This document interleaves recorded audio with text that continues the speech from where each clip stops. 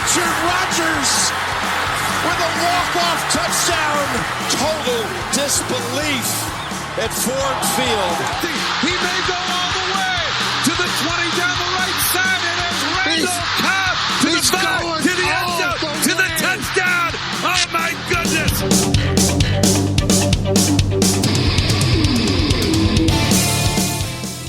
Welcome, everyone, to the Green and Golden Boys Packers podcast, a podcast for Packer fans more interested in November 1st than the game this Sunday. I am your co-host, Charles, and with me, as always, is Marcus. Marcus, how are you? Doing well, Charles. It's Friday, game weekend. How about yourself? I'm doing good. I'm heading up to the cabin here this afternoon. Fall in Minnesota is awesome, but I bring up November 1st because that is the trade deadline in the NFL. And in years past, you and I were just preaching on this podcast. Let's just get a receiver. Let's get some help. Let's just go all in one time in our GD lives, and let's make a real push for the Super Bowl.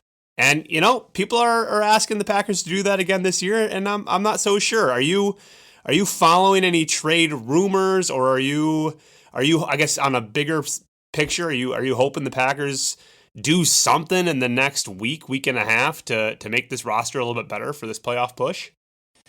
I mean, like we talked about last week, it's okay. It's week 7. Packers have played 6 games. There's 11 games to play. I'm not sure I subscribe to the, go get some help, go all in.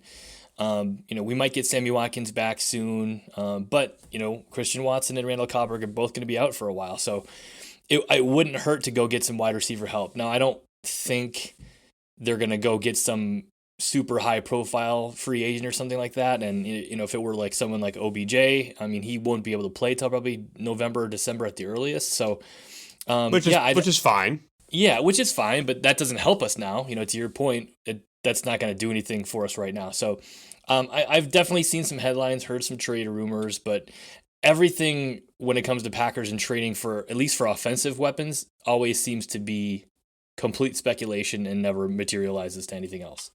Here's why unlike in years past, I don't want to quote unquote go all in. And I realized actually today how pessimistic I am on the season. Because hear me out. Let's say the Packers do something so out of character, right? They trade away the future for one of the best 5 receivers in the NFL, right? Can you picture it? Close your eyes. And they trade for Davante Adams. Now, it's funny. That will never happen. It'll never happen. I get that. But I guess my point is if we make the splashiest move we've ever made, in the last 20, 30 years, we go get a top 5 receiver, we're literally exactly where we were last year. And the year before that.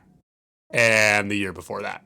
Mm-hmm. And that wasn't enough. So no one can convince me that we're one receiver away from getting to a Super Bowl right now, as it stands, how the Packers have looked the first 6 games. And that was just a really sad realization that even if we go get Davante or go get Chase Claypool from the Steelers or Elijah Moore from the Jets or any other big time, Hopkins from Arizona Cardinals.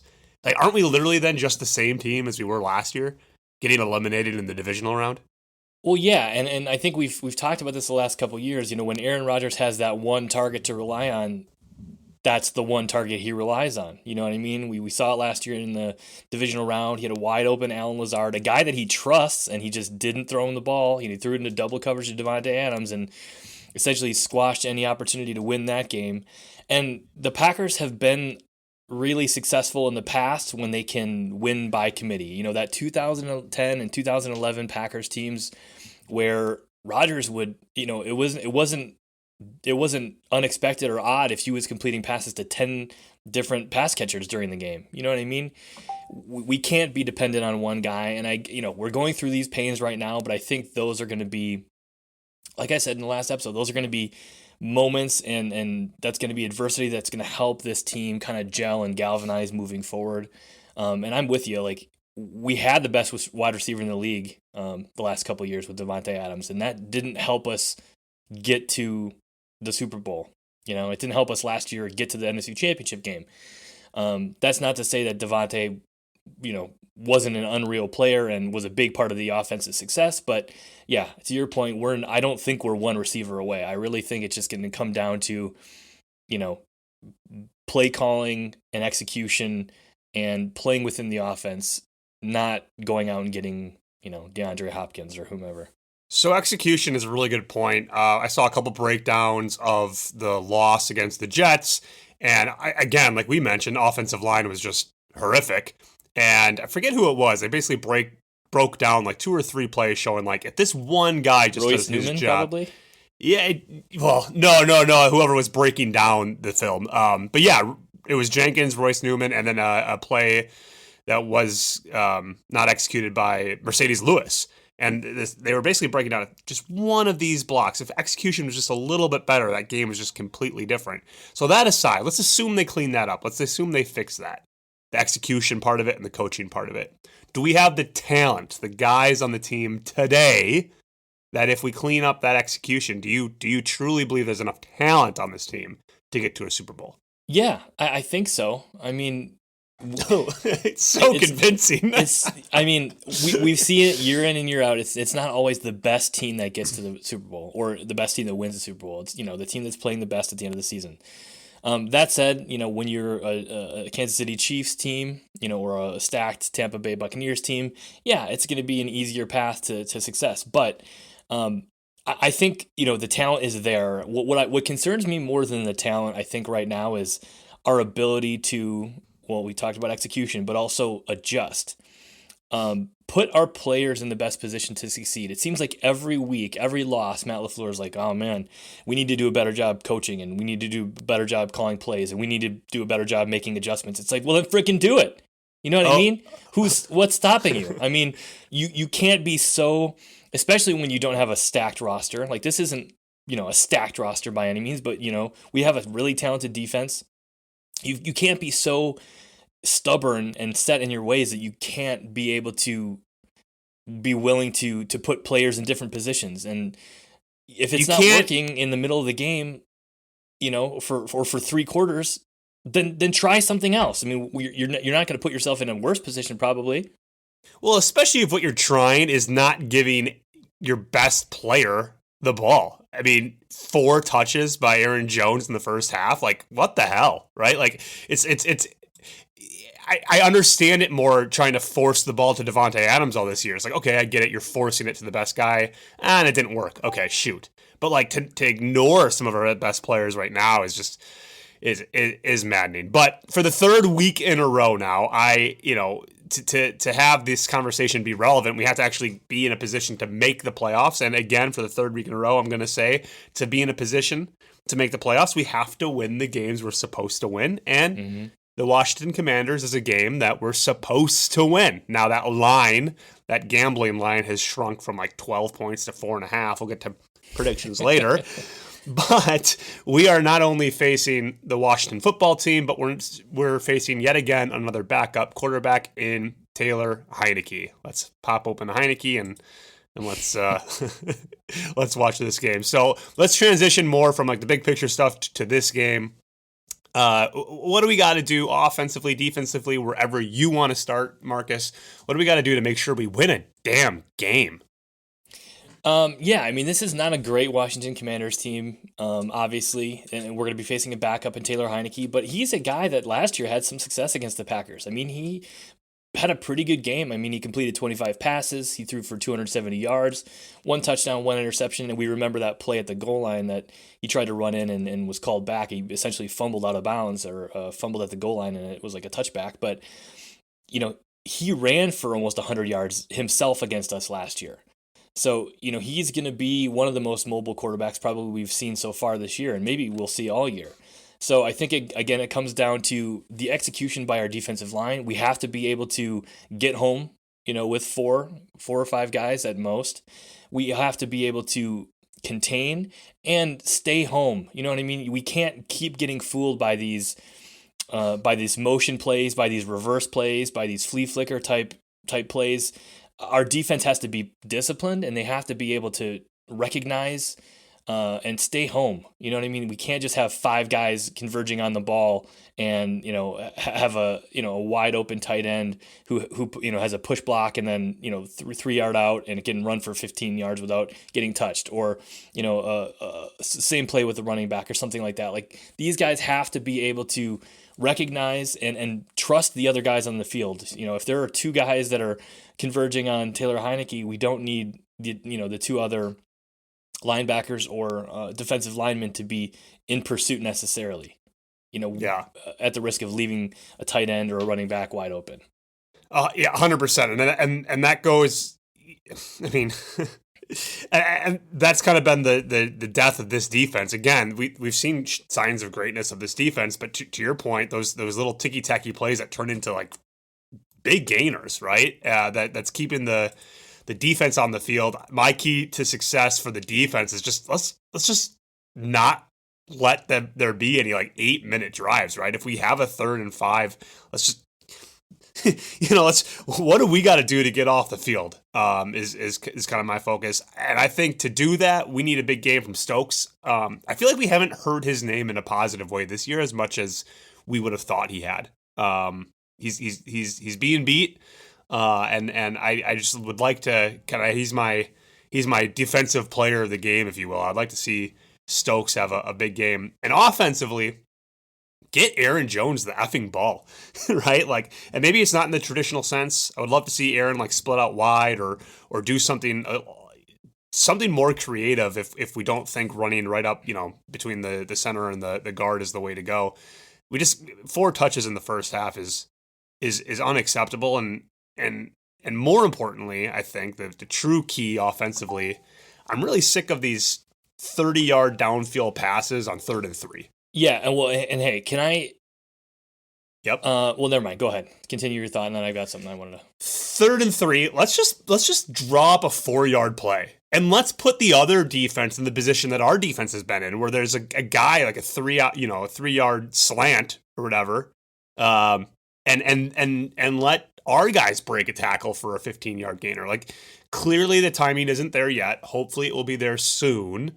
But I don't want to see 2-3 plays in a row where that ball is traveling more than, honestly, even 10 yards downfield. Maybe that's a little bit short. But you know what I mean? Like those long bombs that we seem to play on 1st and 10 and 4th and 1 all the time, where it's like, just go, go get what we need. Go get the 3 yards in both of those scenarios. And I understand the offensive mentality of trying to do that because it's a play that it's not working. That's exactly what I was going to say. Is like, I understand the mentality. It's 4th down or 3rd down, and they're expecting a run for 2 or 3 yards or a quick an RPO or something like that, and then you throw a 30-yard go route or something like that. But when they're not working, then knock it off. Get what you need to get. Like, we're not an offense right now that can do that, and I don't think experimenting in the middle of a game when we're behind, or if it's 3rd and 5, is the time to do that. But once they can start executing these things, I think we're going to see more of it, and I've got no problem with it. Yep. But I want to go back to our defense. But really get a rhythm real quick. Get a rhythm with the short stuff first. Get that rhythm. Start feeling good about yourself. Get a couple first downs. Then on 2nd and 8, take a shot, or 2nd and 7, take a shot. So you still have 3rd and 7, right? Don't do it on 1st. Don't do it on 4th and 1. Go ahead. I was gonna say, you mentioned Eric Stokes before. He does continue to get burned. There was that one play in the last game where there was probably a 35-yard go route, and it was underthrown, and the receiver had to come back and get it. Had Stokes turned around and played the ball, that would have been a pick for sure. Now he's a 2nd-year player, and I think he's still really relying on his athleticism, and he's not playing the position, I don't think, that well. I mean, he's a really good athlete. He's essentially just kind of playing sandlot ball right now, I feel like. He needs to be better. But that said, did you know that we are the number 1 passing defense in the NFL right now? Because everyone just runs against us? Is that exactly? Well, that's the thing. It's like, and we haven't been able to stop the run. So I guess why our team's going to try to pass for 300 yards when they can run for 200 and win the game? Right. So, that's going to be obviously a big key to this game, and has been all year, is you got to stop the run. I mean, I almost said the R word. The Commanders, they're not a great offense. They're not a great running or passing team. I mean, they're 24th in the league, rushing about 95 yards a game.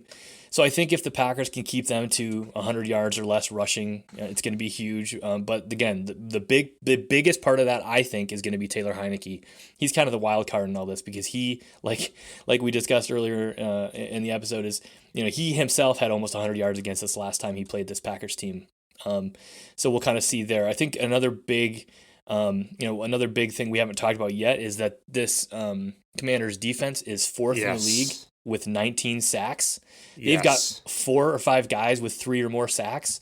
And, they do a good job bringing pressure, and I think our offensive line not playing very well these last couple of weeks is going to have a big challenge. And if Aaron Rodgers is running for his life again this week, I guess I wouldn't be surprised if we lose this game. If Aaron Rodgers is running for his life, that's obviously on the offensive line, but then that's also the game plan. 2-step drop, quick hits to screw up the timing, right? I mean, we can't do it every game or every play. I get that. But if you're taking 6-7 step drops looking for the deep shot that we already agreed isn't working anyway with time, then it's sure as hell not going to work when there's pressure coming up the front. And you're right. I mean, I think you said, Heinicke is going to be the biggest, X factor. Whoever wins this battle, our offensive line versus their defensive front, I mean, that's going to determine the game. And frankly, I'm not very confident. And where is that panic button going to go on your desk if we don't pull off this win this Sunday, Marcus? Yeah, I mean, if we lose this week, I might just be carrying the panic button around with me in my pocket for the rest of the season. We'll see. Not pushing it yet, though. Not pushing it yet, but I'd be really worried. But yeah, well, let's get to our predictions here. What's the over/under for this game, and who have you got winning? What's the score? The over/under, by the way, across the NFL all year long, the under is hit like 65% of the time or something like that. It's like a wildly good defenses or wildly sloppy offenses. You pick. For us, I think it's sloppy offenses. But the over/under is 41.5. I have it going under for sure. And the spread, like I said, started at like 12 2-3 weeks ago, and now is at 4.5 points in favor of the Packers. So they are favored to win, but at a much narrower margin than it had been before we dropped a few games. I personally think that there's no choice but the Packers have to win. It has to happen. So they're going to. I think it's going to be ugly. I think you and I are not going to feel good. We're going to feel great about a win, but we're not going to feel great about how it looked. And I think the Packers are going to win in a very disgusting 17-12 win. 17-12. And what is one of those a defensive touchdown too? No, but special teams for sure. Not telling you which Ours way. Ours or theirs, yeah. I'm not telling you which way. Yeah, I mean, I've got it under as well, under the 41.5. I've got the Packers covering, but again, a low-scoring game, 20-14 Packers. God, how badly do you just want it to be 42-3? Yeah, I mean, I've been overconfident this entire season. I think I had them putting up 31 last week, and we all saw how that went at home. So, yeah, I want it to be a blowout. I want to see some flashes from this team, but still not convinced that they're going to be able to do it. But I think the reason we lost last week because we just weren't used to playing so early. Like I said, we don't have very many noon games. So now that we got that under our belt, another noon game this week, so we're going to be fine. We're going to be fine. Don't you think? I hope so. Well, I think that does it for us today. Thank you for listening to another episode of the Green and Golden Boys Packers podcast. Don't forget to subscribe and rate us on your favorite podcast service. And as always, Marcus, go Pack, go.